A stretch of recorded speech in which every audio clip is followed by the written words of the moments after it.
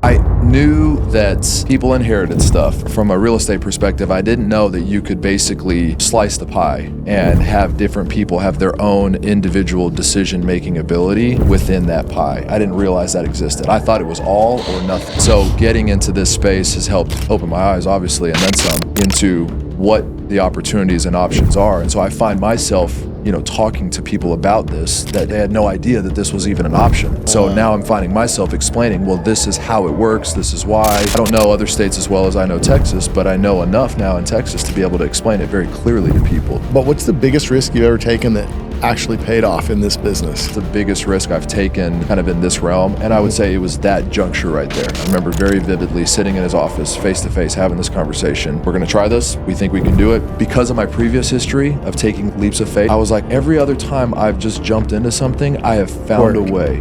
By God's grace and my work ethic, I've been able to figure things out. So that's what we did. Justin Lafitte, a real estate operator out of North Texas. You and I got to know each other just from the space, and our listeners are interested in really messy deals, how to earn a living from it, and that's why you're here today. Great. Welcome. I appreciate you having me, man. Thank you very much. No doubt. I'll tell you what. Why don't you tell me 5 minutes? Who's Justin? How'd Justin get here? Who's that? Yeah, so I'm from South Texas originally. Was born in Laredo. Grew up in McAllen. I was actually just talking with Kyle about this. I've had the same phone number since I was 12, so I still got the 956 area code. And grew up down there. My parents are missionaries. So they worked with radio stations down there on the border that broadcast into Mexico. So spent the first 22 years of my life down there. Went to Texas A&M International in Laredo, Texas. Played basketball there. I was on the team. I didn't play that much, but I was on the team for all 4 years. And that's you look like an athlete.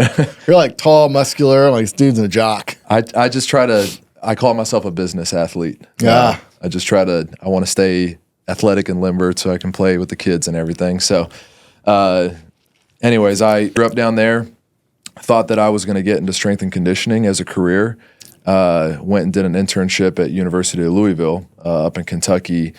For a couple years, met my wife up there, and was going to be on that path. Low probability that you're going to meet her in Laredo. He had better shot up there. Better shot. I mean, the talent pool in Laredo is different. I don't know. I held out, I guess you could say, and for good reason. She's amazing, and so met her in Kentucky, and we're there for a couple years. She got a job in Dallas. We moved down to Dallas in 2015. I was in a sales role. For a company that did fundraising for high school programs, did that for 6 years. In the time that we were there, became friends with a man named Zach Coppinger, who I know you know very well. Yeah. And we discovered we went to the same gym. We were similar ages. We were also neighbors. Oh, wow. So we just had a lot of similarities, and we became friends. Our wives became friends. Y'all look like y'all could be brothers, I swear. People say that all the time. And so anyways, we just had a great relationship, and during COVID, I was kind of looking for some different things to do. I'd been with the company that I was with for a long time, and I knew he was doing real estate. He approached me about coming to work with him and do the wholesale acquisition side of things. So jumped on board with him January of 2021 and haven't looked back. So that was kind of my pathway, my background, and how I got into real estate in the first place. Was that a scary jump or was it an easy jump? So I like to think that I've really never been guaranteed a paycheck in my whole professional career. Since I started working. Eat what you kill. Yeah. I mean, when I was a personal trainer back in 2013 when we were in Kentucky, I was doing the internship and I was also doing some personal training. And it was just, I had to go find clients. I had no guarantees. And then getting into the fundraising company that I was with, they had a small salary, but most of it was commission. And so jumping into real estate and Zach saying, hey, like there's no guarantees, but I think you can do it. You saw that he was earning a great living. You're like, man, if this guy did it, I could probably do it. Exactly. I mean, he said, good you have mentor. A personality for it? Yes, he's a great mentor, amazing friend, amazing personality to work with. And he brought me on board, and I was doing the wholesale acquisitions for a long time. And, we got it in the Curative title, which I know we're going to talk about here in a little bit. But it was a jump that wasn't as far-fetched for me because I knew I had done it previously and it worked out. So I figured, hey, let's try it and see what happens. I like that. Still there for a reason. Good. Yeah. So in this business, well, in a lot of business, I think folks have an element of salesmanship to their role, whether you're a CEO or whether you're doing what it is we do. So that sales background is, I feel like that puts you miles ahead of a lot of people. Yeah, absolutely. So Justin, you're making money because people can't agree what to do with property about together. How do you explain that? I try to simplify it by telling people I'm a professional problem solver that happens to work in real estate. Okay. Going back to what I said a few minutes ago, my problem solving used to be physical fitness for people as a personal trainer. Then it was fundraising for high school coaches. I've always been a problem solver. All I've changed is just what industry I did that in. What you fixing? Yeah. And so, the bigger of a problem you fix, the bigger of a result there typically is, right? And so helping somebody learn how to do 10 push-ups instead of 5 is a small problem. Helping somebody figure out how to get clear title on a $500,000 property is a big problem. And so Yeah. all I've done is just taken the same concept and applied it to that. And so I really embrace that and own it in the conversations I have with people. I think it allows for a very real type of interaction with the people that I'm talking to because they know that there's a problem. Yeah. Some of them are not as open to it quite yet. They want to fight it. They want to deny that there's a problem. But I can see clear as day, somebody passed away, there's back taxes, there's all these deeds, there's just an incomplete family history. There's a problem. And I am willing to go poke the holes. Right in it. So you buy part of a house or some property, you buy part of some property and immediately have a lot of control over it. Mm-hmm. Did you think that was even legal when you walked into this? I don't know. I mean, I knew that people inherited stuff, and I didn't know, from a real estate perspective, I didn't know that you could basically, slice the pie and have different people have their own individual decision-making ability within that pie. I didn't realize that existed. I thought it was all or nothing. Yeah. And so getting into this space has helped open my eyes, obviously, and then some, into what the opportunities and options are. And so I find myself, talking to people about this that have kind of like I was, they had no idea that this was even an option. And so now I'm finding myself explaining, well, this is how it works. This is why. I don't know other states as well as I know Texas, but I know enough now in Texas to be able to explain it very clearly to people. So the same discovery process you went through when you were learning, you're now using that to educate others. Exactly. Yes. Interesting. And I think people appreciate that. A lot of times when I first get somebody on the phone, they're hesitant, understandably. This is some random guy calling them about the estate of their grandfather. And when I start to piece the puzzle together for them and create some familiarity with who I've talked to and what I've figured out, they can tell, okay, this guy seems to know what he's talking about. And when I explain the legalities of it, even with me not being an attorney, just having done these deals and know how they go, they're pretty enlightened. And then they see me as a authority in the situation, and they're much more trusting, even after a 20-minute conversation. And that trust is what allows them to say, okay, I'm going to do something with this guy. Yeah, you're picking up the most important parts really quickly. I tell people when they get in this business, you don't have to have experience in this. And frankly, other than sales experience, I think what matters the most is attitude, aptitude, and bandwidth. You got the IQ. Are you interested? Can you keep at it for a long time? To me, that's the core of this. Yeah. And it sounds like that's exactly what you're putting on it. I mean, and I think having done the wholesale sales or side of the business for a few years obviously helped with that because I was speaking a lot of the lingo and talking to a lot of these same type of sellers. That's right. All that changed was what type of property or situation we were going after. A slightly different problem, right? That makes sense. Yeah. Justin, do you ever feel like a villain when one person sells to you and others say no, and now you're in bed with these people? I would never identify myself as a villain because I stepped into the situation to problem solve in the first place. So I see myself more as the hero and not the villain. But what if some of the people don't want you there?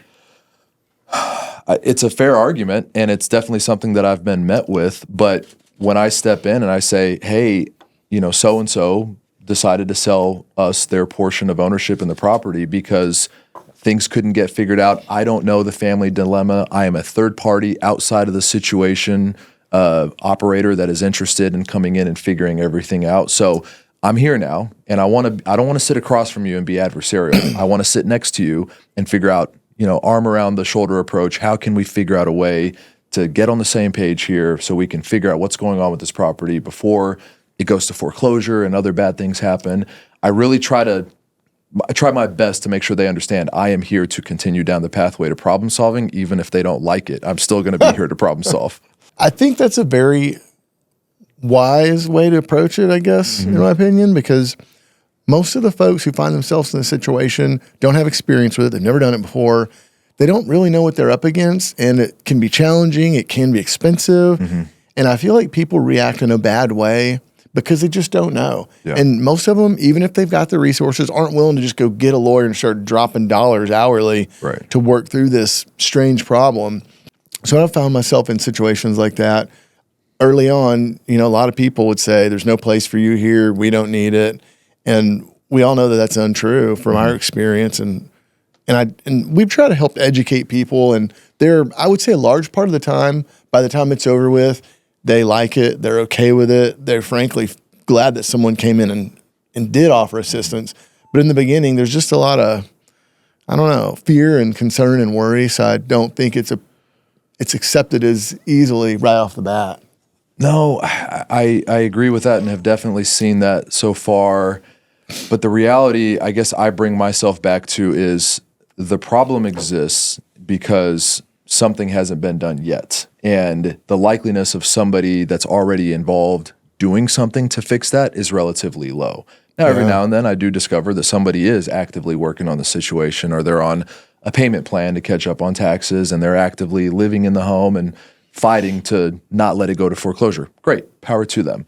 But I'm calling on the people that are not doing that. And I really don't think they're going to. And I'm not afraid to call them out on that and tell them, hey, here's the deal. I'm bringing this problem I'm making you aware of it right now. But the reality is that if you guys were going to do something would have already been done.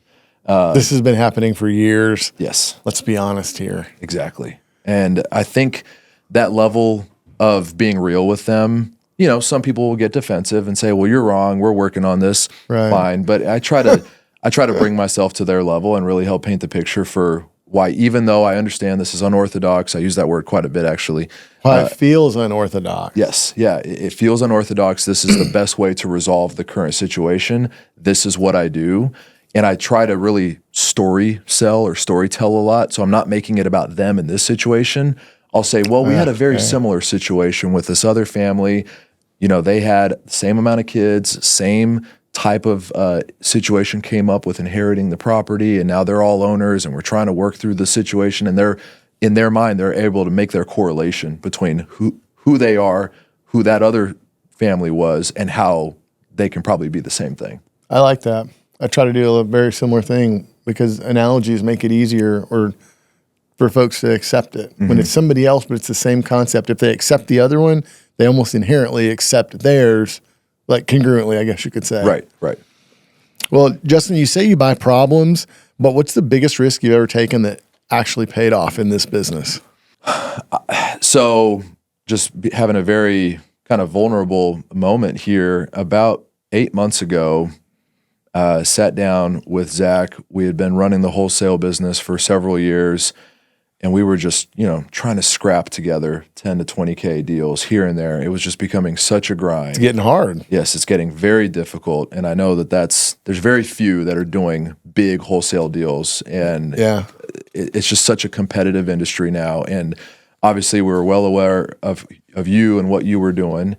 And Zach and I we kept dipping our toe in the water. We kept thinking, okay, can we get into curative title deals? Can we maybe test? Let's test it out. Well, you and I both know this is the type of business where you can't just dip your toe in the water and have the success that you could have. And so we just didn't know what we didn't know. And so we thought we would try that for a little bit. It wasn't panning out.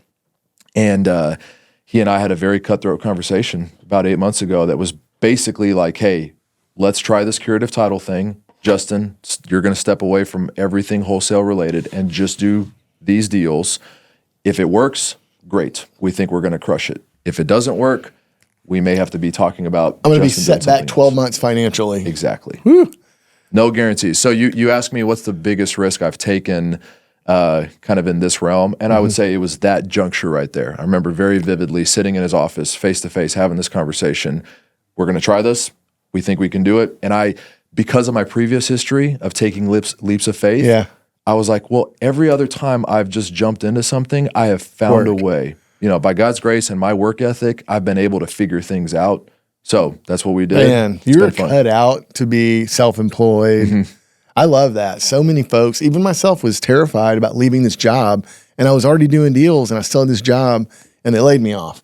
And that was the impetus. Okay, here we go. Let's do this full time. Yeah. But it doesn't sound like you have that fear at all, which is great, because I think you guys are several years younger than me, and y'all have gotten started with a great head start, great guidance, and y'all are really approaching it in a way that you've learned a lot very quickly based off of, like, for example, some of the guidance that we've gotten to give y'all. You don't have to spend 10 years figuring it out. Right. You get all of that up front. So I feel like when y'all are at the point that I'm at in terms of age, you'll look at your productivity and it'll be probably farther ahead than mine, because you got started so much faster and so much more efficient. Yeah. So I think that's huge. I love to hear that entrepreneurial spirit.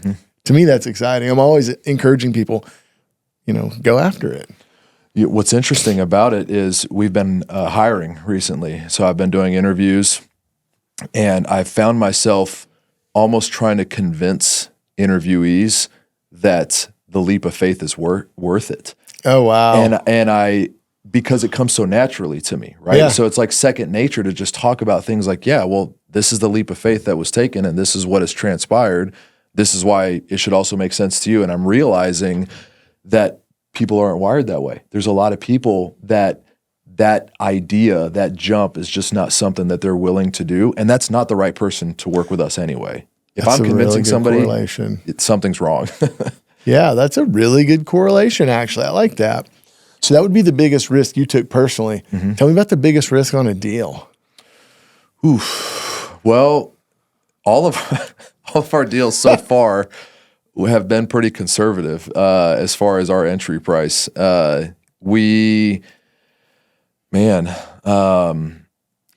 Sometimes choosing to do a certain type of deal I could see as outsized risk, sometimes paying more, sometimes dealing with the craziest wild card of a family that's literally a lunatic.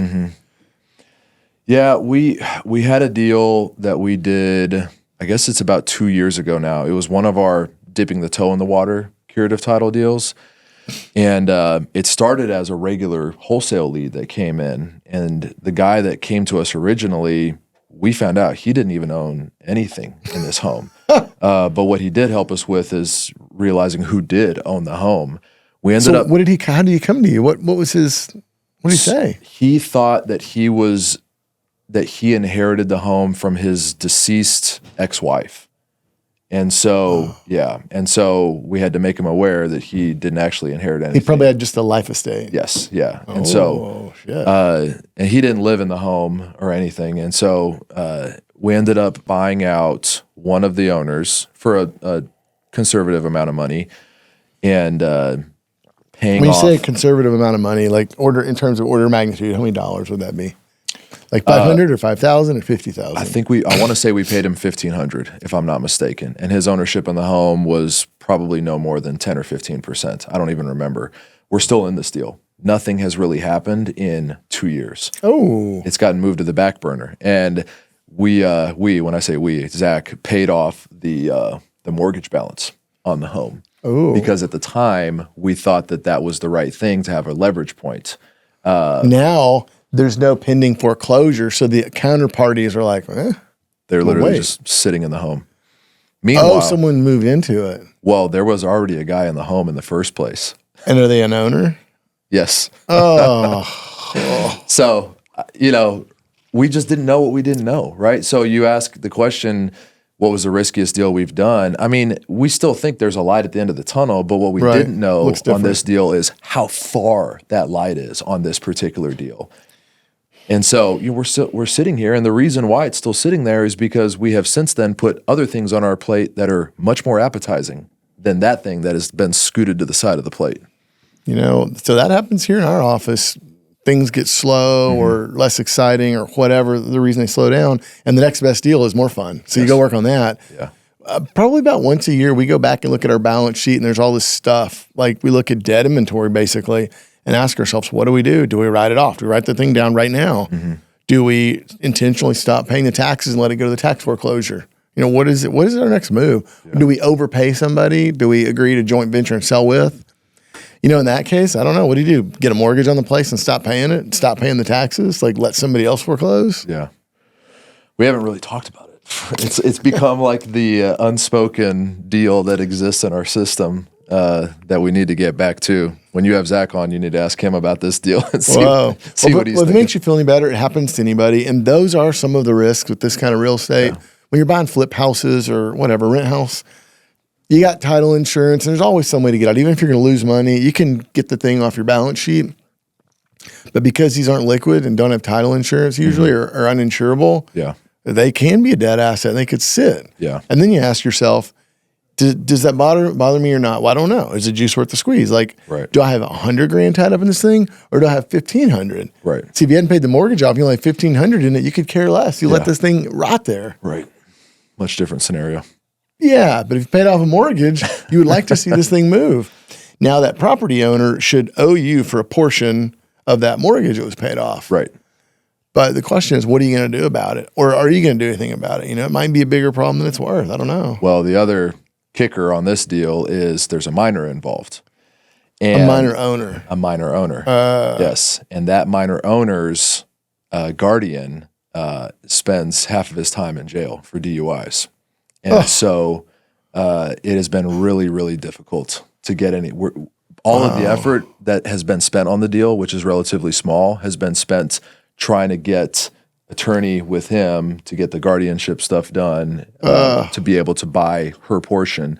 They don't have a relationship, which is really strange to me because he's her legal guardian, but they live 2 hours apart and they don't talk to each other. And like I said, he spends half his time in jail, unfortunately. Folks listening to this probably think you're crazy. Yeah. And they probably say, why would you do this? Well, my belief is that the return on these deals would be outsized. So what would the return on some of these look like relative to your old wholesale type deals? Man, I mean, the talking numbers here, we had a few six-figure wholesale deals that we did in the 4 years that I was running the wholesale side of the operation, and those were hard to find, like really difficult to find. And these deals that we're doing now, every single one of them has that type of potential. It's also because we're isolating ones with big problems, right? We're not looking for smaller problems with smaller margins to be able to make. And so, I mean, the average deal, you're talking 5X of what the wholesale operation was doing for the same amount of time and effort. And frankly, I'm okay with being, at the office 7-8 hours a day instead of driving all over DFW. Yeah, this is office work. It's not really field work. Right. I go out to see the properties every now and then, and I like to get out. I don't want to just always be in the office, but it's the fact that I can just make a phone call and, that phone call could be worth $50,000 if I play my cards right. It's much more appealing than driving all over DFW, risking my life in that traffic. That's a good point. So think about this for a minute. In a sales job, you might start out 50 to 80 grand. You work your way up maybe a couple hundred at the top end, generally speaking. Mm-hmm. You're looking at deals regularly that make 50 or 100 grand at a time. If you were to go back 10 years ago and tell the Justin from 10 years ago something, what would you tell 10 year ago Justin? That's a great question. If someone went to you 10 years ago and said, in 10 years, you will be doing deals that make 50 to 100 grand a piece, would you think they're crazy? Probably so. Yeah, like they were doing something that they weren't supposed to be doing. I think that for me to talk to myself 10 years ago, I would say, real estate is obviously a very massive industry. There's so many different aspects of real estate. There are some big problems with residential real estate.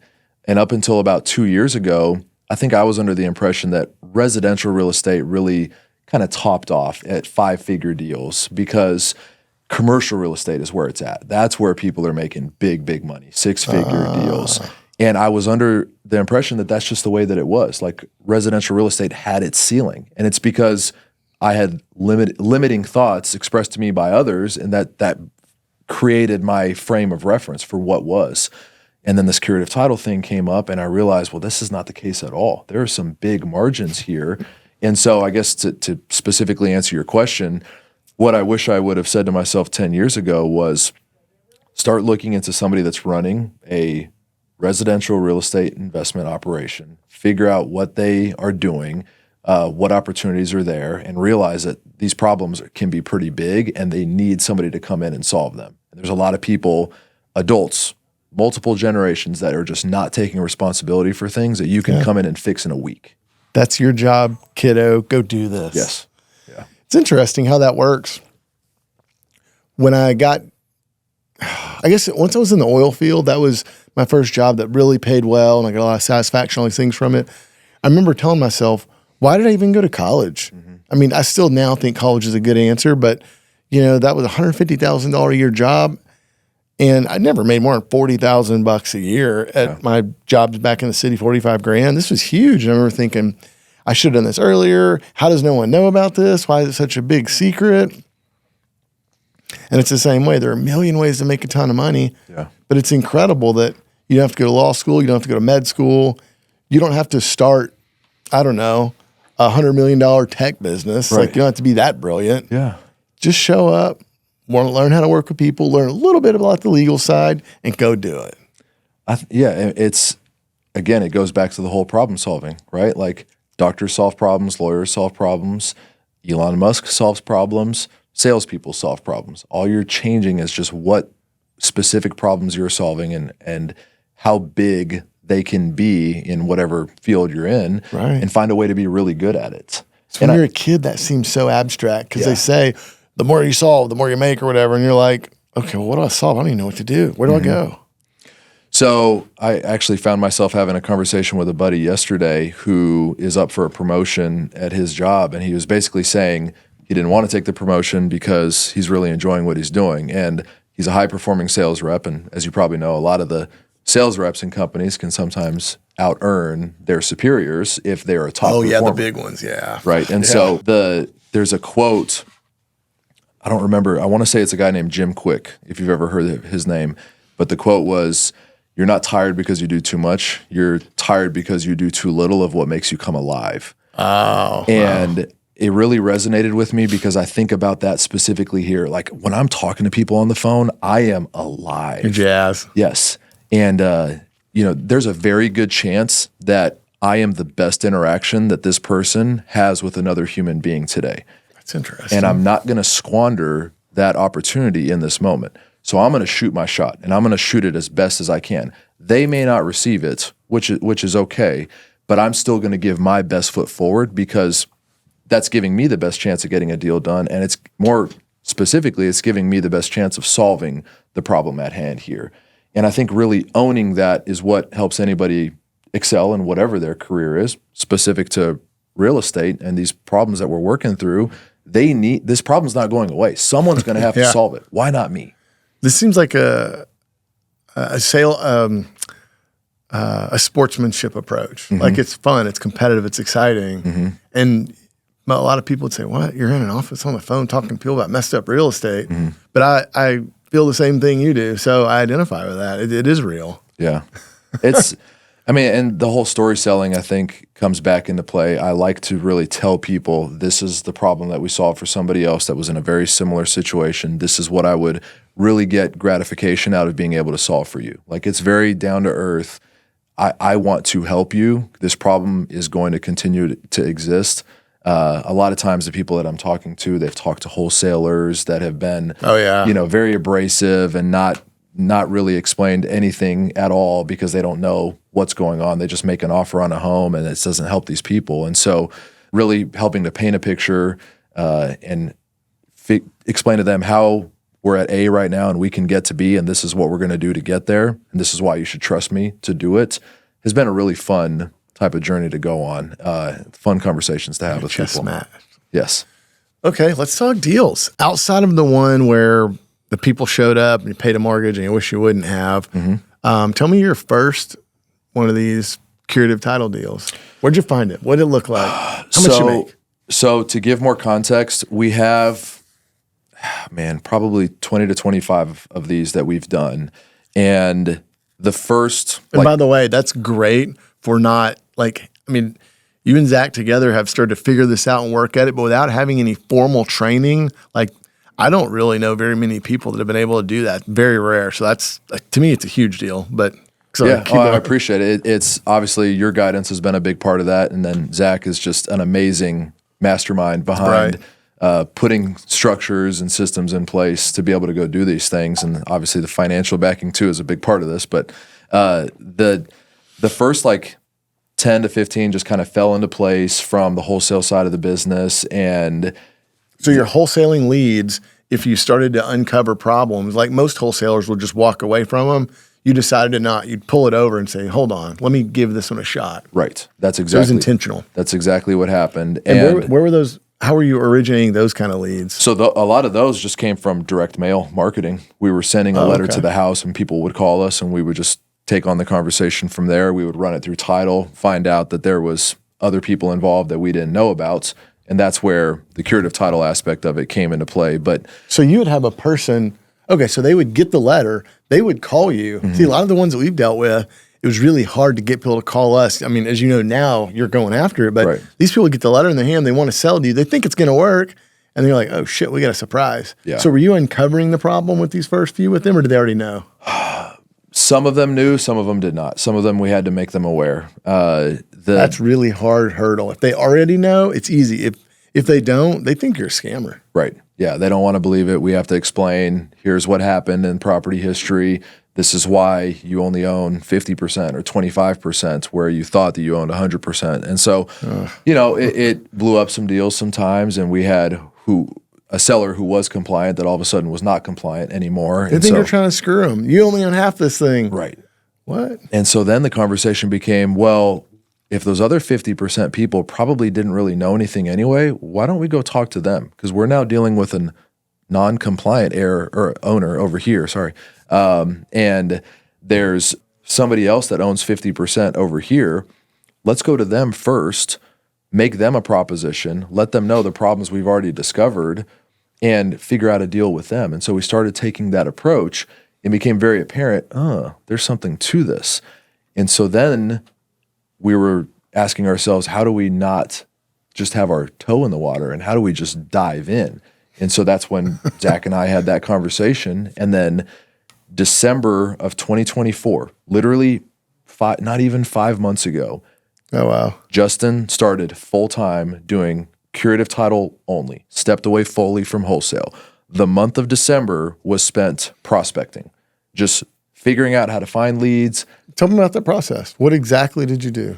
So Landglide became a very good friend of mine. So we got a Landglide subscription, which is like $99 a year. And I learned it from one of your trainings, just searching estate of or EST of and different zip codes. So I just started playing around with it, and I would put estate of 75216. And that's a zip code near where you live? In Dallas, correct. Yes, okay. That's a zip code in Dallas. And when you put estate of in 75216, I think if you did it right now, you'd probably produce 600 results. There's a ton. And so I just started cross-referencing estate of with the Dallas County tax website and seeing which ones had back taxes. And I made a list that was anything in 75216 that had estate of and back taxes. Then when I made like a primary list, and then I started calling on these people and immediately started figuring out what people are looking for, what they're not looking for, what to say, what not to say. Just started asking questions, just threw myself to the wolves, so to speak.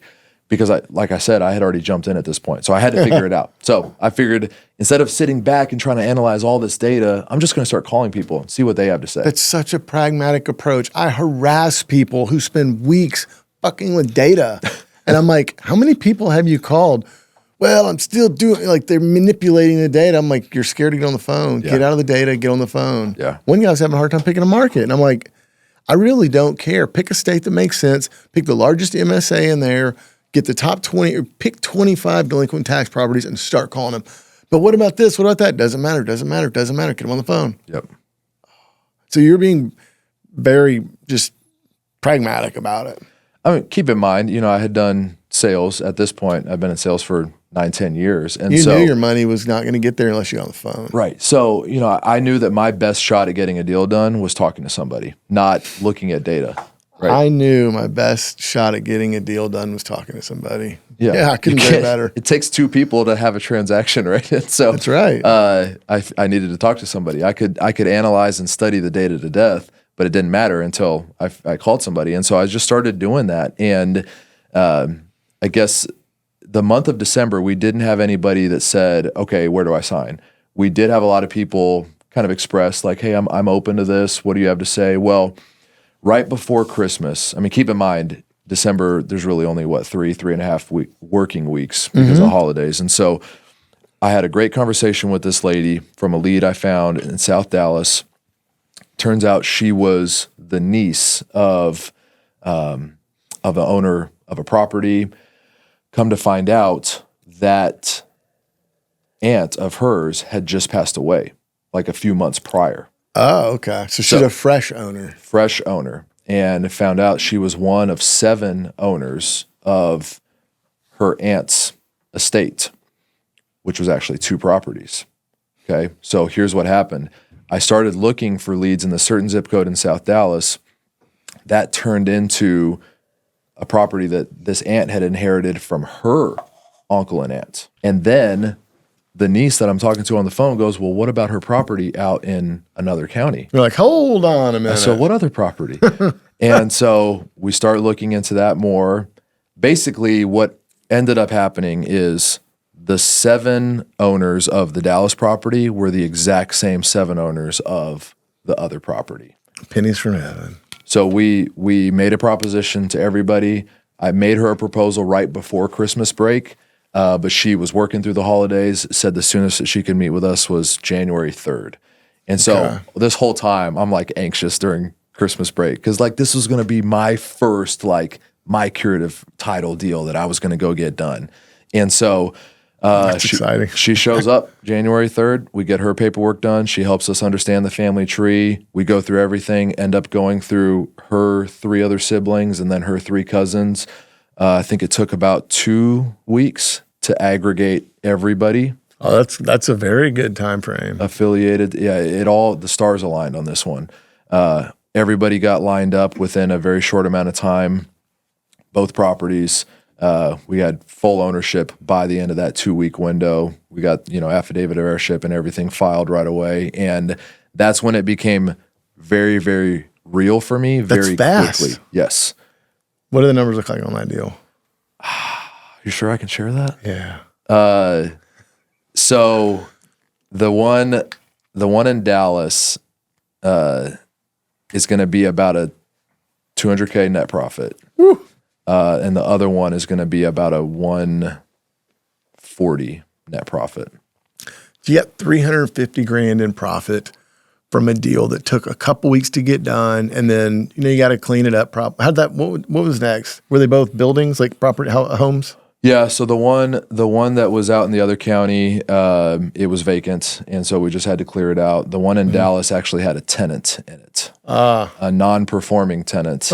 The best kind. Yeah, and we were cordial. I had a conversation with them early on, and I just said, hey, this is what's going on, and they didn't believe me at first. I was like, well, it's happening. I'm just giving you a heads up, and they didn't believe me until I had to give a formal 30-day notice and all that, and so.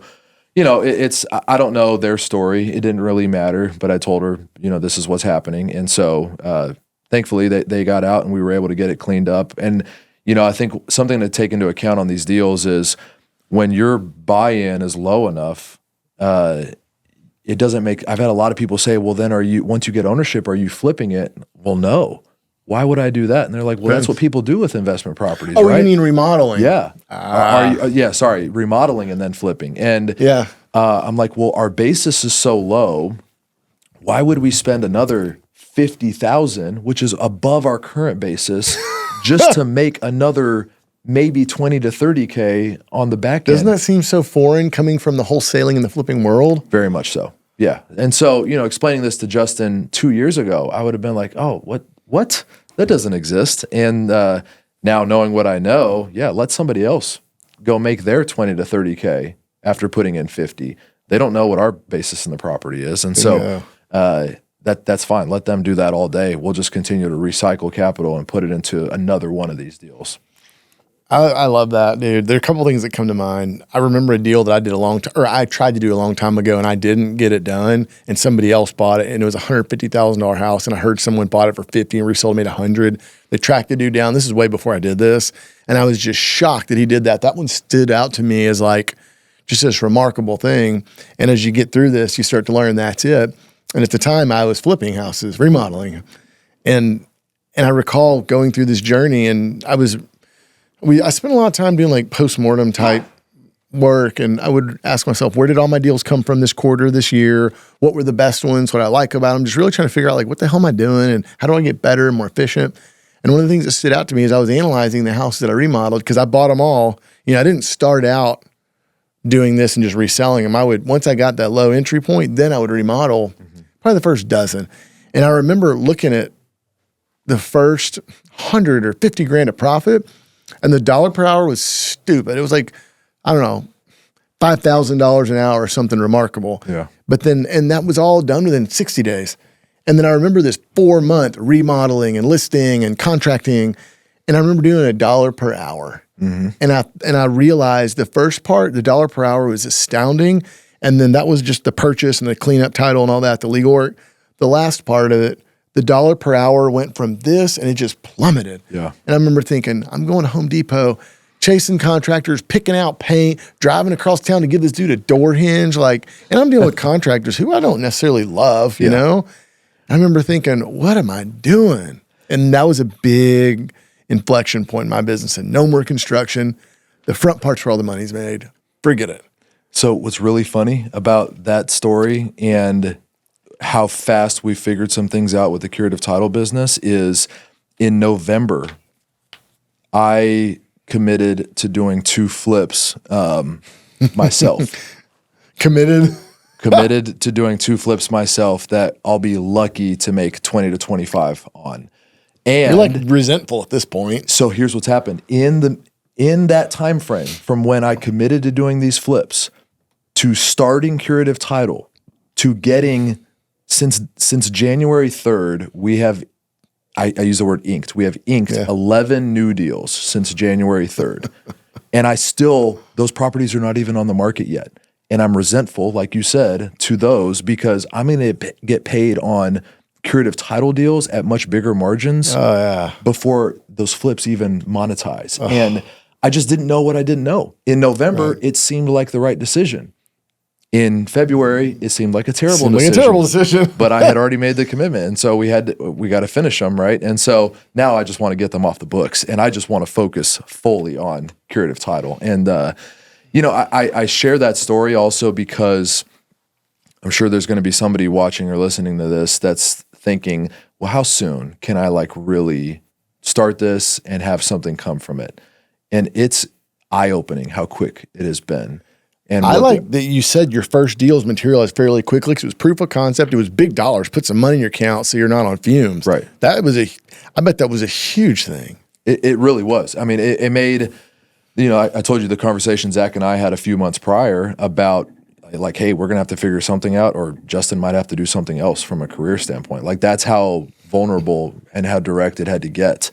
And, I was at the bottom. I needed to figure something out. It was desperation. That's one hell of a way to do it. Yeah. You never see your capability until you're most desperate, right? And so I was desperate for finding a way to be successful at this. And so I just saw it as the point of no return. Go figure it out. That desperation manifested itself in me pounding the phones and just talking to people and just putting that problem-solving cap on and proposing that to people, and it has already manifested itself. I love that.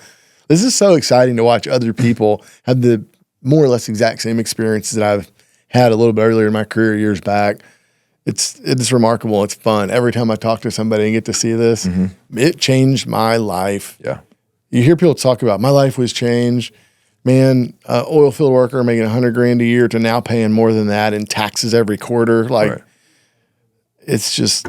but it's so cool to hear the the light goes on for you Yeah. and him. I'm like, wow, this is a thing. Yeah. I feel some amount of responsibility because I help push the message and help Right. get people in it. It's just a neat thing.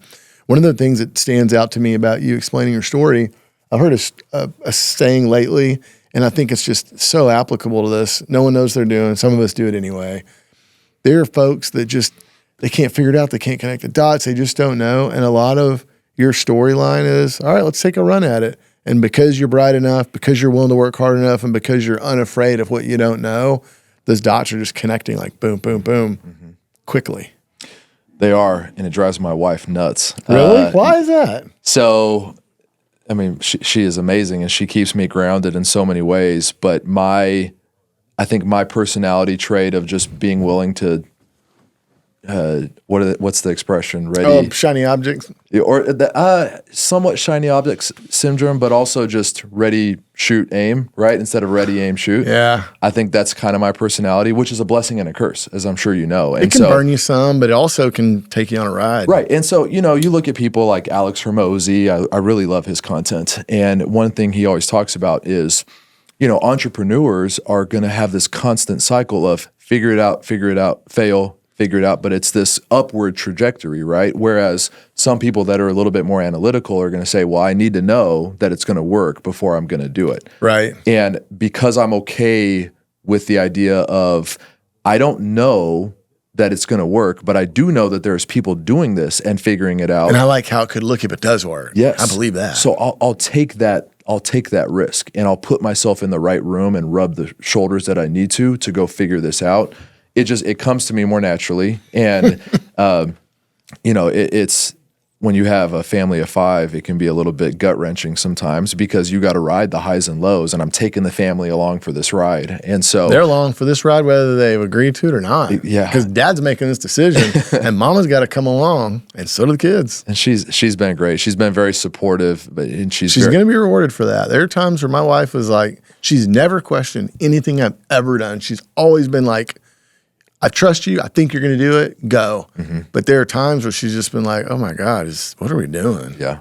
Yeah. And she's definitely questioned things, but it's always from a good point of view of just making sure we're going to be, all right and be grounded, take care of things. And so it's been a good kind of help me keep my blinders on what I'm working towards and why. When you talk about being willing to run at an idea and just shoot first, aim later, however you said it, there are these phases, and I've noticed as I've got several business partners, I've noticed like cycles in a partner's partnership, or like employees. There's a cycle many times with employees, and then also notice as an entrepreneur, there are these cycles that I have. So like one of them that I was always looking for something new and different, and what's going to work? This didn't work. That's going to work. Let's keep going. It's just this constant hop around. And you find one that works, and you're like, whoa, this is it. At this point, I think this is what I do for the rest of my life. I've been with all the skills I have and the experiences and whatever. I don't know that there's anything that I'm aware of that I can do better at. So this was probably it. So over 3-4 years, you're learning, you're growing, you're bringing in partners, you're expanding, you're doing all these things. The dollars grow, like the excitement grows. But then there's this point where you start to lose like the deal high. When you close a deal to make 50 or 100 grand, like we're excited. We're going buying matching guns to commemorate it, or matching watches. And like when it closes, the wire hits, you're sending it to each other. Everybody's hype, and it's so fun. 6-7 years in, it's just another transaction, whatever. Even that, as remarkable as it can be, became monotonous. Yeah. And there are times where you say, what do you do? Like I've had some of my partners who are doing freaking great. And they're like, well, I'm bored. I don't know what to do next. I'm like, what are you fucking talking about? Do exactly what you've been doing. So that's a challenge in an entrepreneur's career that you may face.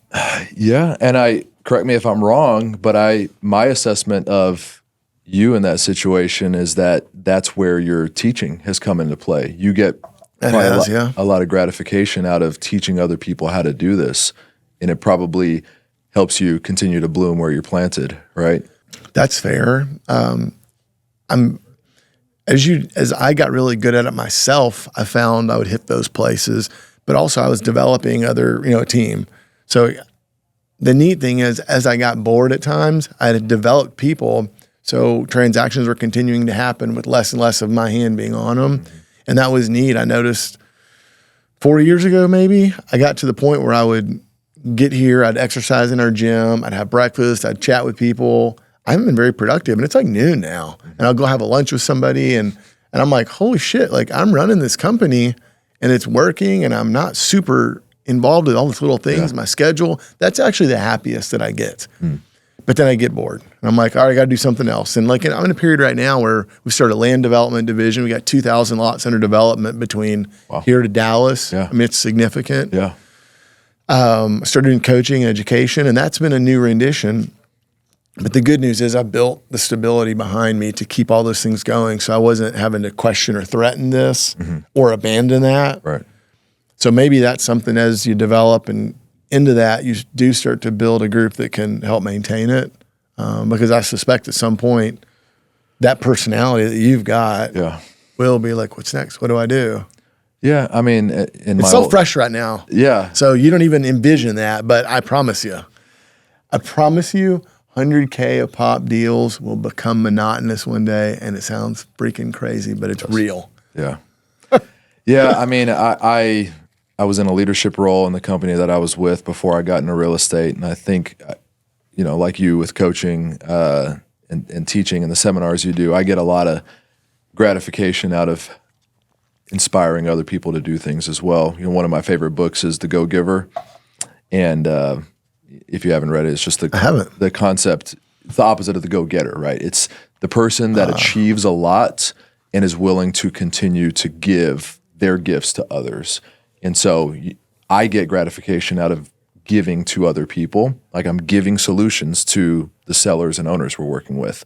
I'm giving training to the guys in our office to help them get better at what they're doing. And so I see that in my future at somewhat of a scale, whether it's just under our roof or doing things outside as well.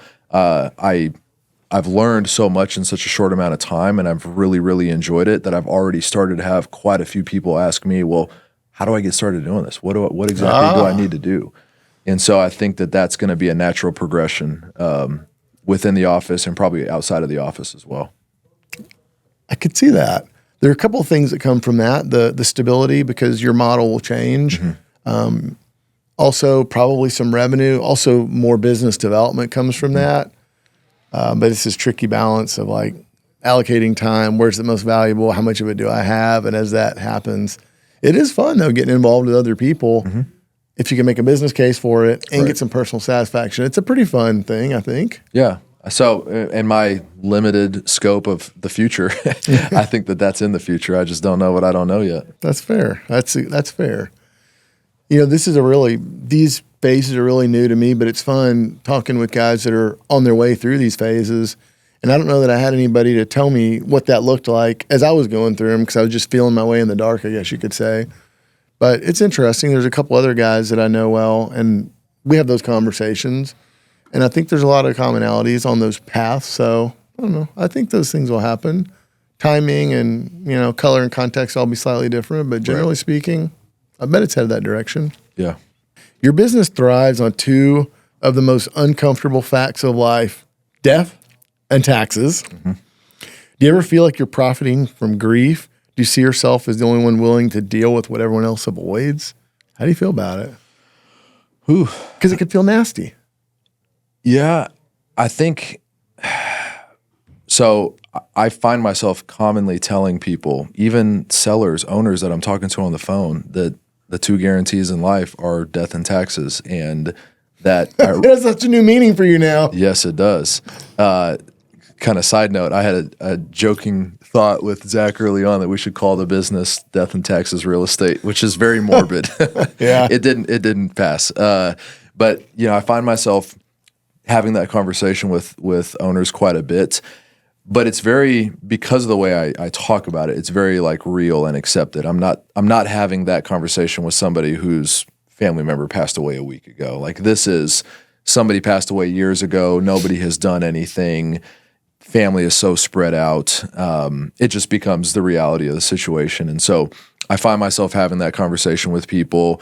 Really, I haven't had a response from someone that's like, oh my goodness, how dare you bring that up? This is, you know, was never able to properly grieve over the situation. I just haven't had that occur yet. I'm sure I probably will, and I think I'll probably handle it okay and try to meet them where they're at and make it about the fact that as sad and as tough of a situation as it is, it's the situation with the property is not helping it get any better. Yeah, and right. I'm here to be able to help give some reprieve, take some burden off of your shoulders of what has already been such a stressful situation. It's very pragmatic, very, very matter of fact. I've heard every different angle of people like the business, they hate the business, they think it's a good service, they think it's a terrible service, and they resent it. And I've had a large part of the people, I would say, are experienced like you. We know it's a problem, it's been there. Hey, I'm cool with you working on it, no big deal.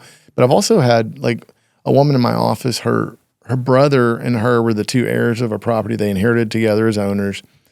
And he was living in the house, she lived next door. And I remember she was the administrator of the estate and she refused to probate it. And the brother was like, man, I got to get my share. I want to get out of here. I want to move on. And I remember her coming to my office and ask her, what is the problem? Like, this is a problem. You guys are behind on taxes.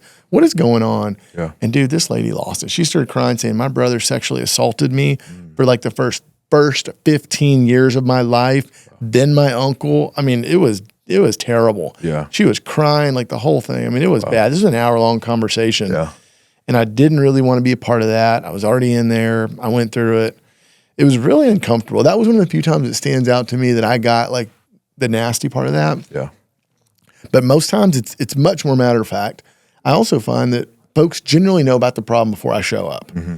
If you get something early on in the tax delinquency life, you could be the new discoverer of it with them and they don't trust you. I don't really want that because I had so many people early on telling me that I made it all up and I was lying to them. And I thought, dude, what did I do to you? Yeah. The reality was it just sounded so far-fetched that they couldn't believe it. Yeah. Now looking at something much later in the tax delinquency cycle, I'm assured that, like you said, they already know about it. Right.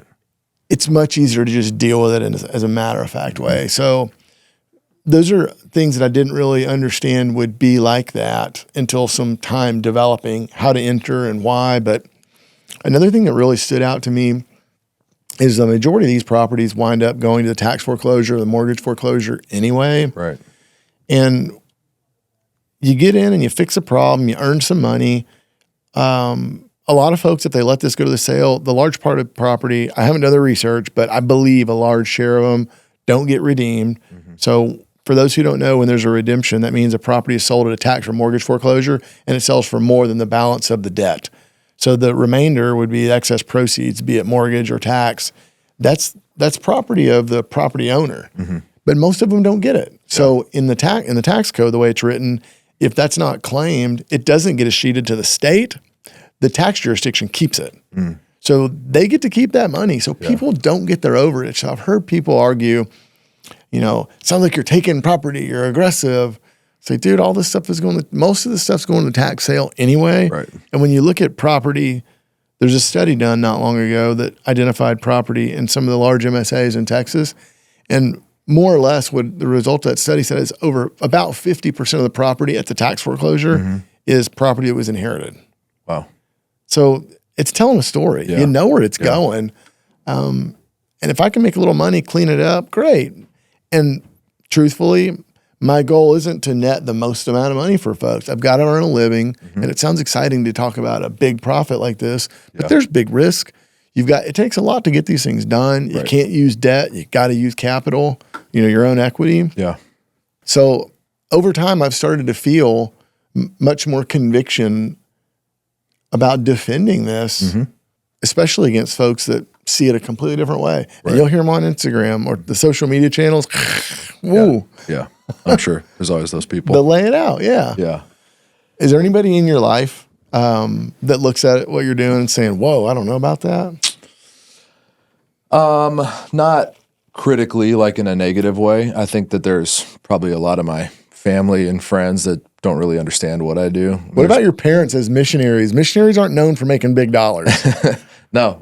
So you go home and tell mom and dad, we pulled $350K on a deal, and they're like, do you work for the cartel? Like, what? No, how do they feel? My parents are saints. They'd probably say, wow, that's amazing. Like, good for you. Wow. Yeah, they they're the sweetest people in existence. I think there's just a fundamental understanding, especially for someone that's not in real estate, and even people in real estate. I mean, I have people in our neighborhood, friends that are realtors that are like, what exactly do you do? Because they think that this is what title offices are for. Oh. And when I explain what I do, they're just like, that's not for me. I'd rather just go show a home on Sunday from 2 to 4. And I'm thinking, I would rather be with my kids on Sunday afternoon and make these calls between 8 to 5, Monday through Friday. And so, I haven't had anybody like negatively talk about what we do. And it's probably because of, I also set it up to be such a good thing, because I really believe it is a good thing. It is a necessary aspect to resolving issues with properties and getting them back in the chain of commerce so that they're not just sitting there. And, I think Tarrant County, we pulled the Tarrant County delinquency tax list, and it was like $150 million in tax delinquency for Tarrant County alone. That's an interesting statistic. Yeah, it was like 25,000 properties, 150 total. And I'm sure there's some aspects of the data that are not 100% accurate, but that was just the list that we pulled. And it's just staggering that that's one county. I mean, a big county at that, but that's just one county. It's remarkable. Yeah, it's a huge amount. So imagine that's Fort Worth. You take in Dallas, Austin, Houston, San Antonio, every other big city in Texas. $500 million off the tax rolls. Yes. Yeah. It's wild. And so when I look at it from that lens, I have no problem saying, okay, I'm going to go figure out a small part of a very big problem altogether, and I'm okay with getting paid handsomely for it because no one else is doing it. Yeah. And if they could do it, they would have done it already. I wouldn't be sitting here having this conversation. Isn't it crazy? It's harder to go to medical school and learn how to operate on a brain. And you can just be average drive, average intelligence, but if you find the right thing and go do it, you can earn multiples of what those doctors can earn. Yeah. That's the value of entrepreneurship. Tell me what a normal day looks like for you. Because there's so many ways this can be split up, and you got a lot going on. What's the day?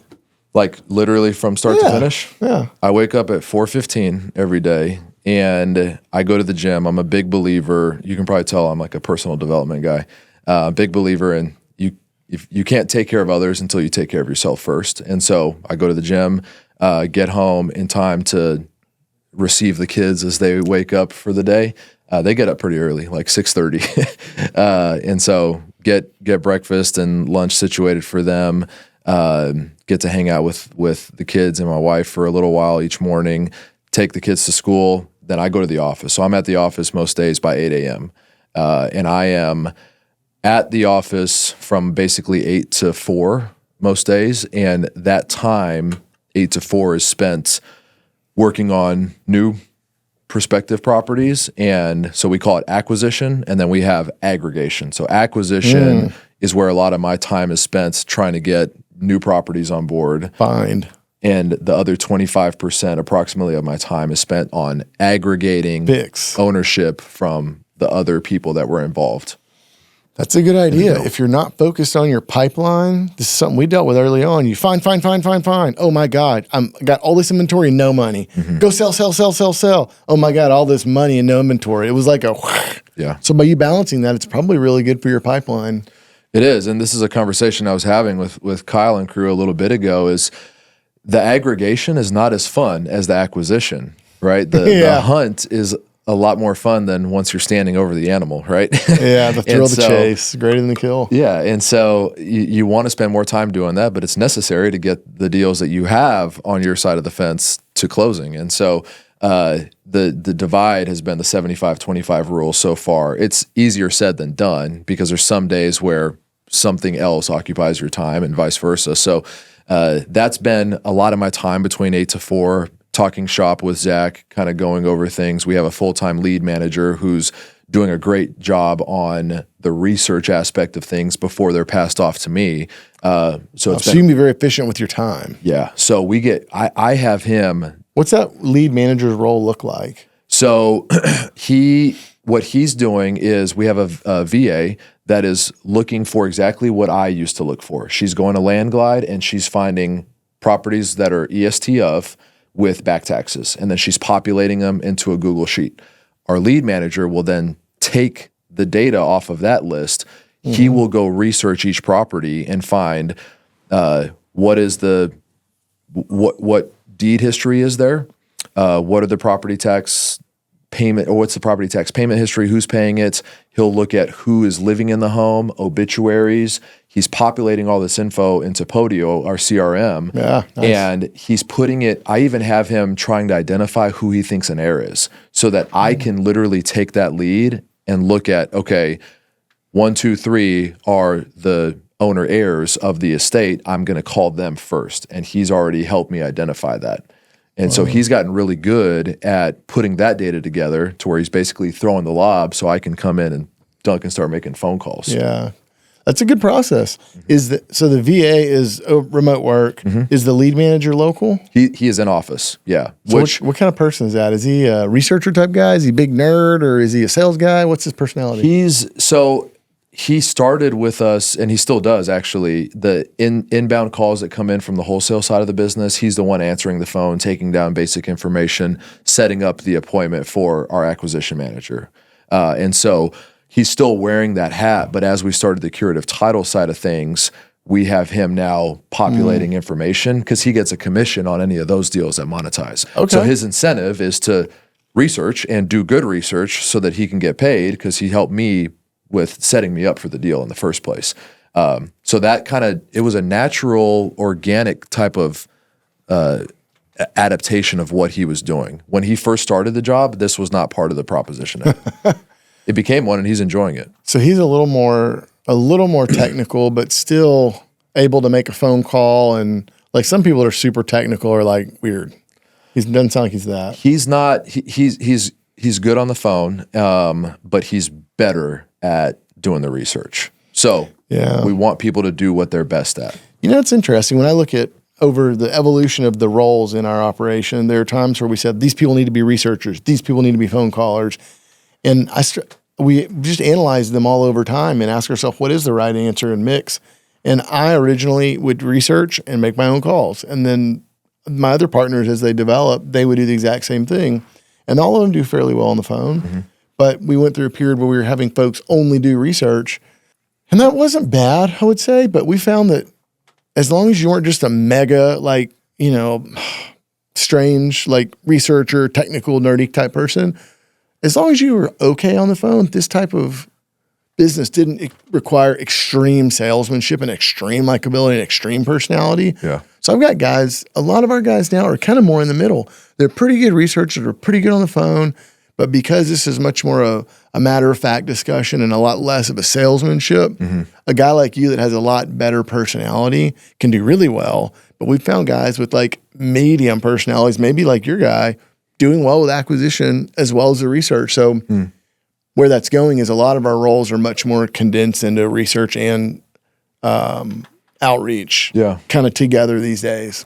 Yeah, and I guess it's something that we've kind of tweaked with over time. I think it's important to have people do what they're best at, right? But also you unfortunately have other hats you have to wear sometimes to find a way to get things done. And so I think we've adapted over time and moved some roles and responsibilities around, and it's been fine. Everything we've started with I did it initially until we realized my time was better spent doing something else, and we brought somebody in to backfill. My time is not best spent on Landglide. My time is best spent on the phone.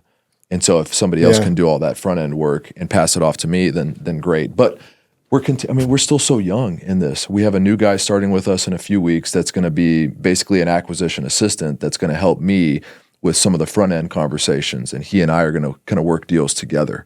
Okay. So because the initial research that our guy does is great, but as you know, there's some stuff that comes up in the process of talking to people that you have to then go subsequently research. And so I'm spending that time, I'm on the phone. If we have somebody else that's helping do both of those things, I think our deal volume is just going to go up organically. It's already gotten to a point where I cannot keep up with the leads that I'm getting tagged. Really? Not even close. That's compare these two for a minute. 18 months ago, wholesaling, you couldn't keep up. You couldn't get deals done. Right. Now you can't keep up with the leads. Yes. The market's changed, but in the last 18 months, it's still kind of been crummy most of this time, really. Yeah. This is so different. It is. Yeah. And I was literally following up with people for the 6th and 7th time to beg them to sell me a property that we'd be lucky to make 10K on. Like that was what my day was becoming, and it's draining. It's not fun. Because you don't win. No, it's not fun at all. Like the hunt is so different. The chase is so different there than it is here. I mean, I know so much about a situation in a property before I've even picked up the phone. So when I call these people and I'm able to just lay it all out there for everything that I know, something productive almost always comes from the conversation. Either I know exactly who I need to talk to or not to talk to, and I know who is and who is not dealing with it, and I know who I need to talk to next. Like it makes the progression of the sales cycle much more clear once I talk to that first person, because they're going to point me in the right direction, either knowingly or unknowingly. You know, you talked about progression of a sales cycle, and I think about all these different times in our business, and it makes me think about a comment you made earlier that first the multi-house deal was a big one and it was quick. Mm-hmm. And then you brought the other deal up that's taken years and you're stuck with it and it's a hassle. And I remember looking at our conversion cycle, cash conversion cycle. This is maybe 4 or 5 years ago. And I may have said this to you before, I can't remember, but we're about 12 to 18 months was the typical deal. Mm-hmm. And there were big margins, $1, $2, sometimes $300,000. So you don't need a lot of those to hit. Right. And you made good money. Yeah. But I just remember thinking there's so much risk to having a long cash conversion cycle. What if a law changes and it affects what we're doing? Mm-hmm. What happens if a market changes? What happens if anything changes? Or what happens if something happens to this business model or a partner of yours and you have this slow moving cycle, we can't do anything about it. So for many reasons, we decided to figure out how to shorten that. And I remember thinking, I don't know how we can get that much better in a short amount of time because we're doing the best we can. Yeah. And it became selection. In that case, we started to look at deals and we could size them up after several years. We were able to size them up better and say, this has a probability of being a freaking train wreck. Okay. Or this has a probability of being solved quickly because we understand. We've identified all the people. They're all friendly. Like, this is fast. Mm-hmm. So we started to choose better. So that means, we always started saying, or at that time we started saying, just because you could doesn't mean you should. Right. One of the guys in the office would take anything. And I remember saying, dude, don't do that. He's like, I don't know. He's like a scavenger, like a catfish. Like anything in the bottom lake, he'll eat it. I'm like, no. But across the entire organization, it made a huge difference. We got to the point where about 120 days was the typical conversion cycle from first person inking a deal until cash in our bank account. Yeah. And for curative title, messy deals, that is remarkably fast. It's pretty fast, yeah. It's a lot easier to manage a business that converts inventory to cash in 12 months or in 4 months than it does 12 to 18 months. Yeah. Yeah, we've definitely had a taste of that already, just in our very young days of doing these deals. We have 2 that I can think of right off the bat that have become kind of thorns in our side, and it was very. Do you think now you can identify those easier, or would you be even able to identify them if another one popped up like that? Now, yes. 6 weeks ago, literally just 6 weeks ago, no. That's how fast these things have started to happen. We have a deal in South Dallas that we bought out one owner for $2,000. I have not been able to get a hold of anybody else. And it's also because I'm not really trying that hard to get a hold of anybody else. And at the time, Zach was like, okay, you can try it, but it seems like this one is probably not going to be a fruitful use of time. But at the time, it was the whole concept of Mr. Right now versus Mr. Right. Like I wanted to get something inked. I wanted to have the satisfaction of feeling like, hey, we went out and found something and now we have a curative title deal that we're working on. And he had his hesitations and I was really pushing for it. Like, hey, this is here. It's front and center. Let's take it. Mm-hmm. Almost immediately. It was like, oh gosh, what do we do? Because other deals come on board that are much more appealing. And like I said earlier, this one gets pushed to the side. So sure enough, it's been pushed to the side already. And now, I know better to not go just pouncing at those right away because there's probably something more there. And we have another deal with just as many people involved that has actually fallen into place pretty quickly because I sent out one very strongly worded text message to everybody and got a overwhelming response. There you go. But the other one, not that's not the case. They don't care. So you've made contact with the remaining owners on the tough one you're talking about. Some contact, but some of them I don't even have phone numbers. I'm still trying to confirm information. The difference is these two multiple owner deals that we're working on, our first seller to us. On the first deal, she's been very helpful in helping us get in contact with people. The other one, she's not helping at all. And so that has made it very difficult because I can't get a hold of anybody. And so is it something you just go out to them in the field maybe, or these people are all over the place? And the United States. Yeah. I mean, they're mostly in Texas, but again, I look at my time, right? Is my time better spent in the office calling on new leads or driving all over DFW trying to talk to people who probably don't really want to talk to me anyway? Right. So then at some point, what do? You let this stuff languish on your balance sheet? Or there are times where we've done cleanup efforts for like a month or so where we tell everybody, all right, you're not buying anything new. And that drives everybody nuts. They get mad. Yeah. But I say, look, across multiple companies, you can have a fair amount of stuff build up. So like I would say, all right, guys, get in the car, get in a plane. You're going to these people's houses. I've sent them letters. I've talked to them. Go to their house with cash and a deed and a notary. Yeah. Go try to make it work. And you'd be surprised. Probably half of them you can clean up like that. Mm-hmm.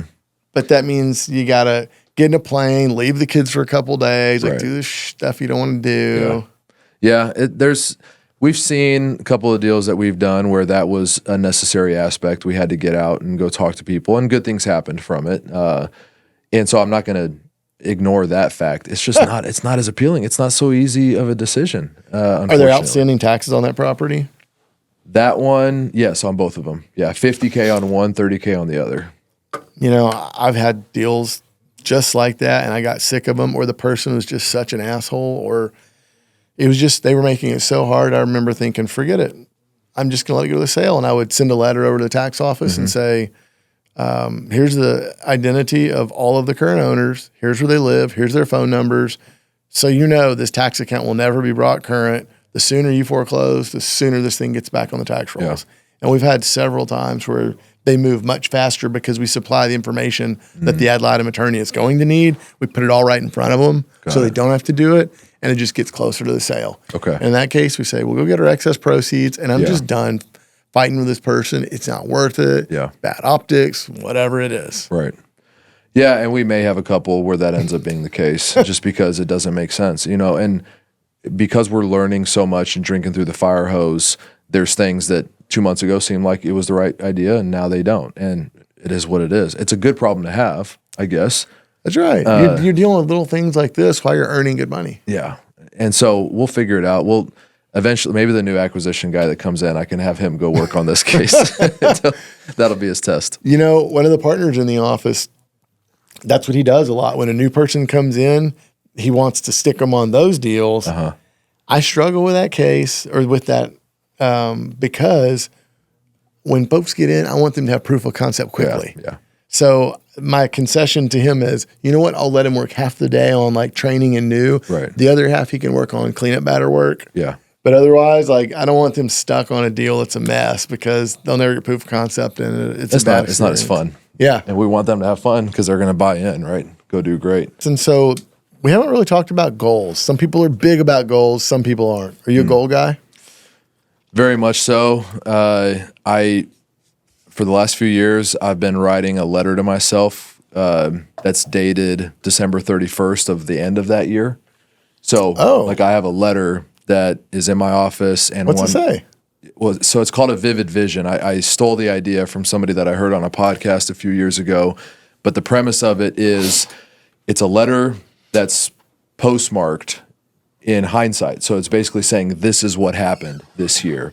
Okay. And the idea behind that is kind of speaking things into existence. And so I have what I identify as the 5 F's of life, which is faith, family, fitness, fostering your craft, and finances. And so there's a specific metric for every aspect of life, among some other things that are on there. And it says, this is what happened. It's December 31st, 2025. What does yours say for 2025? So it says like my faith is my time with God every single day. My family is at least 1 hour of undistracted time with the family each day. Faith, family, fitness, I am working out 6 days a week. and I'm in the best shape of my 30s. Fostering my craft is certain things that I'm working on every single day within the business to be really good at what we're doing now with Curative Title. And then finances, just where I see myself financially with different investments that we're in, the deals that we're pursuing. I have had times where I tweak. I try my best to write it and leave it. But with like the growth we've had this year, I would be selling myself short if I left some of the goals that were on there. Isn't that so remarkable? Yeah. I love that. Yeah. I love that.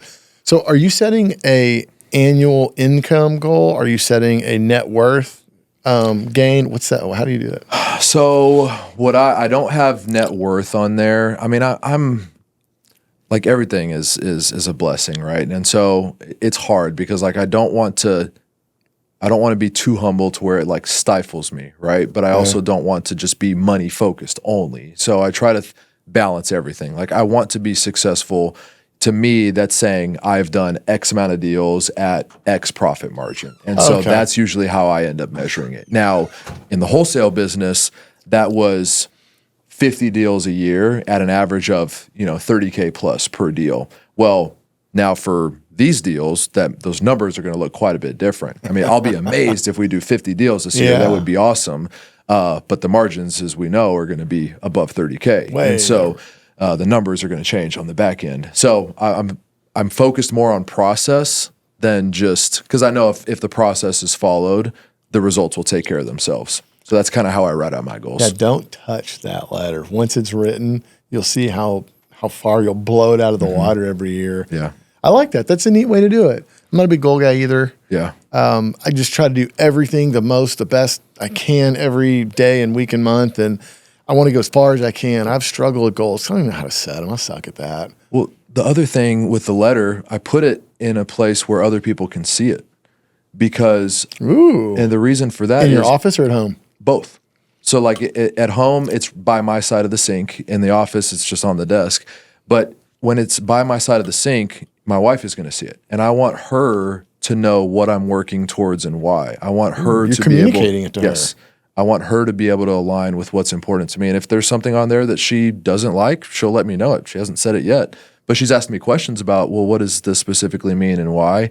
Nothing but support. And I want her to be able to buy in to what we are working on as a family through this vision here. You need that. I believe you need that to have a marriage that can last. Yeah, absolutely.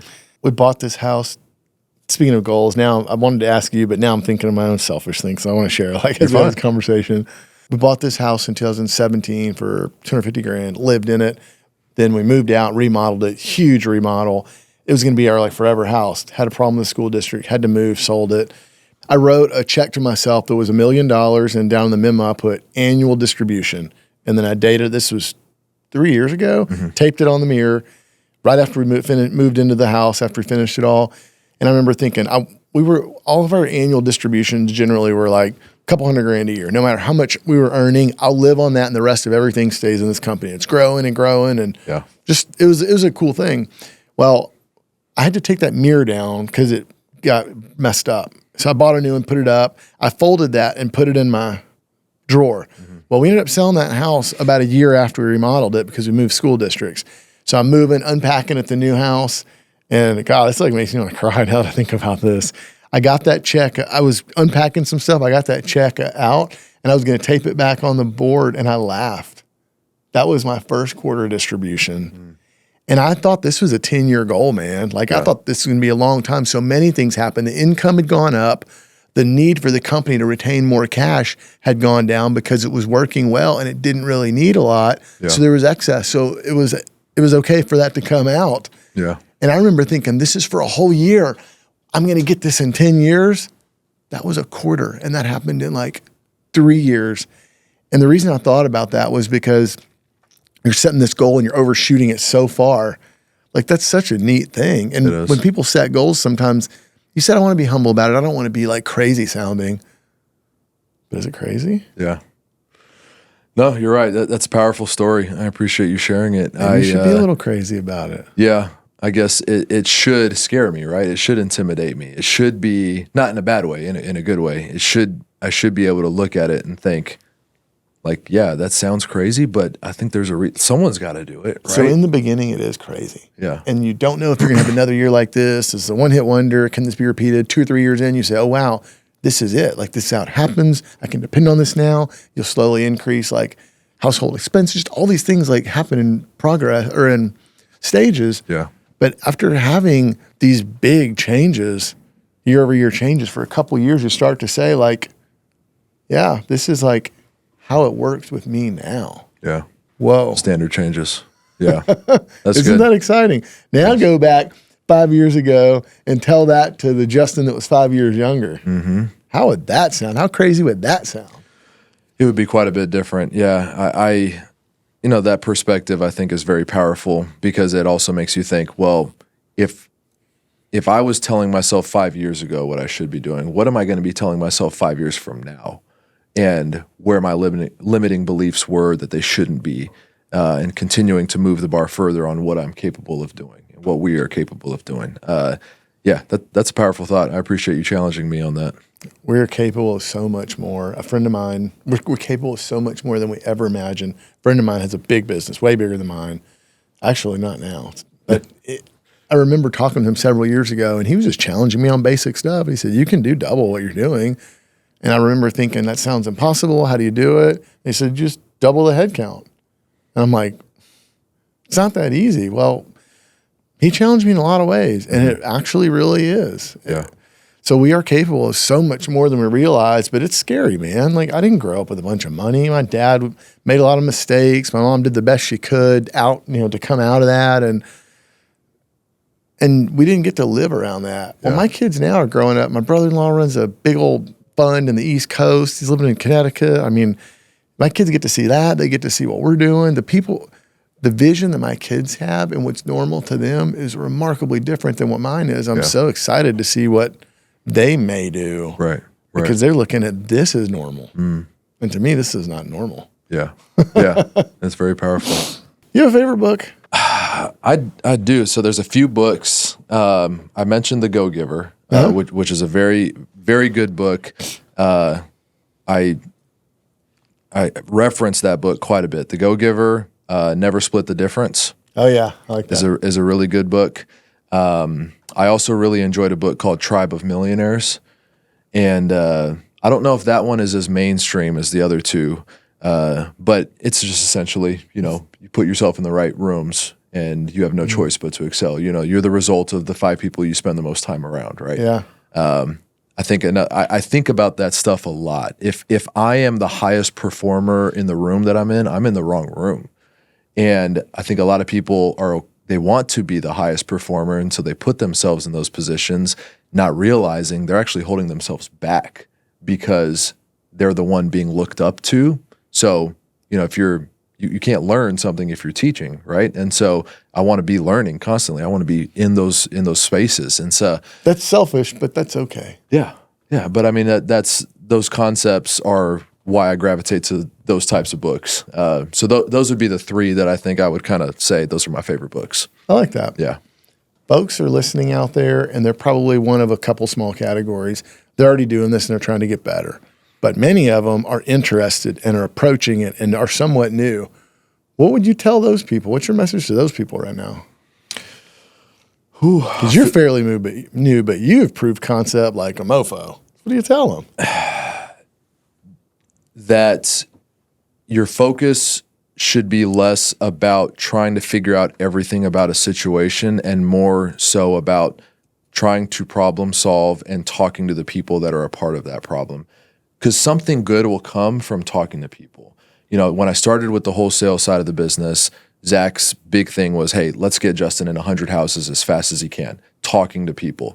And so that was the focus. And I butchered a lot of offers that I made to people. But the faster I got those out of the way to where I could start making some good offers to people, and the faster I got to those first 100, the better I just got at making that pitch. And so just like with this, when you start to call people, you're going to have some awkward conversations. It's inevitable. But you're going to butcher some of them. You're not going to have 100 of them. You might have 5 to 10, but learn, okay, I shouldn't say that. I should say this. People don't like that. People do like this. Start to do those things, and it changes how your conversations operate over time. to give a tangible example, I was talking with Mauricio before coming in here. One of the things I took away from one of y'all's events was when you're calling people, kind of be a little bit nonchalant, relaxed. Hey, I'm working on a genealogy case or a genealogy report for this property or for this person. Well, started doing that. I actually tweaked it a little bit, and I told Mauricio this, and he said he liked it.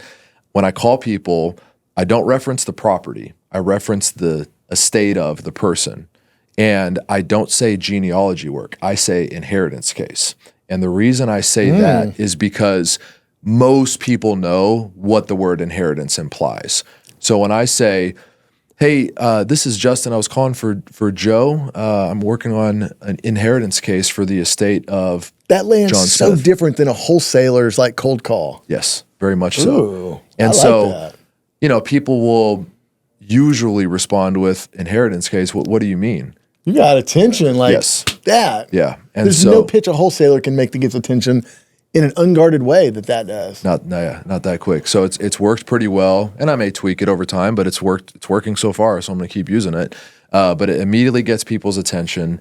The next question they usually ask is, well, who do you work for? Because when you use the word case, I think it implies they think it's like some sort of something involving an attorney or whatever. And I say, well, no, I'm a private investor that specializes in fixing complicated inheritance problems with properties that leads to back taxes and things like that. I was going through the obituary for John Smith and I saw your name on there. So I figured you may know a thing or two about the situation and just see what they say and kind of direct the conversation from that point. It took me a few times to have that, to make the call and to make that pitch, but it didn't take hundreds of hours. It took a couple hours of those types of phone calls to really figure out, okay, this is what people connect with. And naturally, what's happened over time is when I get off the phone with somebody, one of two things has happened. Either we had a great conversation and we go down that path, or they didn't want to talk to me and it just made it very clear I needed to go talk to somebody else. That's it. Those are the only two outcomes now. And once you've filtered that out, it makes every subsequent conversation that much easier. So to answer your question more holistically here, that the answer would be just know enough to be dangerous, which is really 10 to 15 minutes of research tops, and then start making calls. Otherwise, you're just overanalyzing. Dude, that's great advice.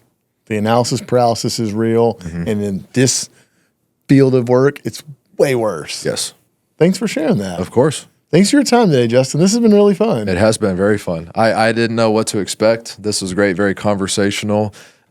Really just trying to think about the fact that there's people, like you said, out there that are in the shoes that I was in just a few months ago. The light hadn't come on yet for some people. Yeah. Go turn on the light, wherever the camera is. Turn on the light. That's why we're here. I appreciate it, man. Anything else? No, that's it. Let's wrap it up and get you back home. Thanks for coming. Of course, man. Thank you so much. My commitment to you is to deliver the most interesting, messy, and profitable real estate deals on earth. And in exchange for that, I only ask that you subscribe to this podcast and share it with a friend who can benefit.